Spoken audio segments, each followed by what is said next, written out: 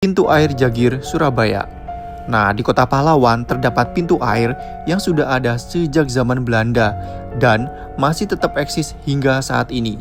Nah, pintu air itu berdiri di sungai atau kali Jagir atau biasa disebut Kali Londo.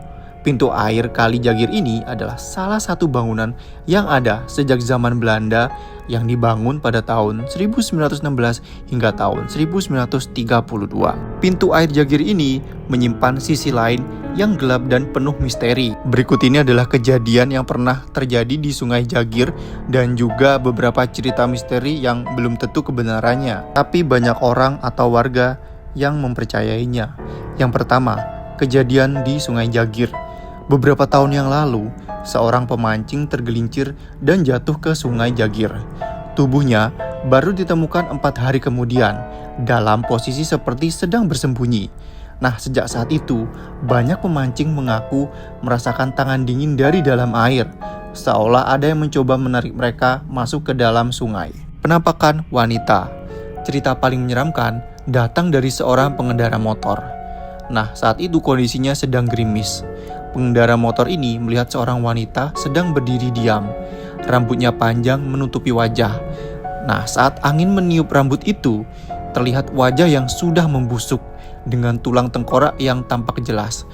Akhirnya, pemuda itu melarikan diri, namun merasa sosok itu terus mengejarnya, hingga akhirnya ia terjatuh dari motor. Kejadian Vian dan Ardi.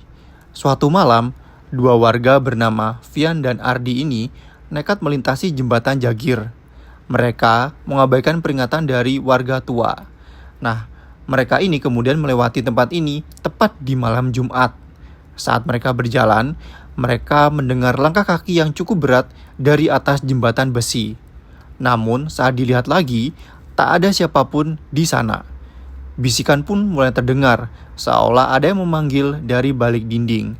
Hingga akhirnya, mereka berdua melihat sosok bayangan tinggi hitam berdiri diam di ujung jembatan dan mengawasi mereka. Wah, yang ini cukup seram. Legenda Mbah Kalap dan Buaya Putih. Cerita lain datang dari sosok yang dikenal sebagai Mbah Kalap. Mbah Kalap ini sering mencegah orang-orang untuk melakukan bunuh diri di pintu air Jagir daerah 70 hingga 80-an. Nah, tak hanya itu, Sungai Jagir juga terbagi menjadi 2 bagian, Rolak Lanang dan juga Rolak Wedok.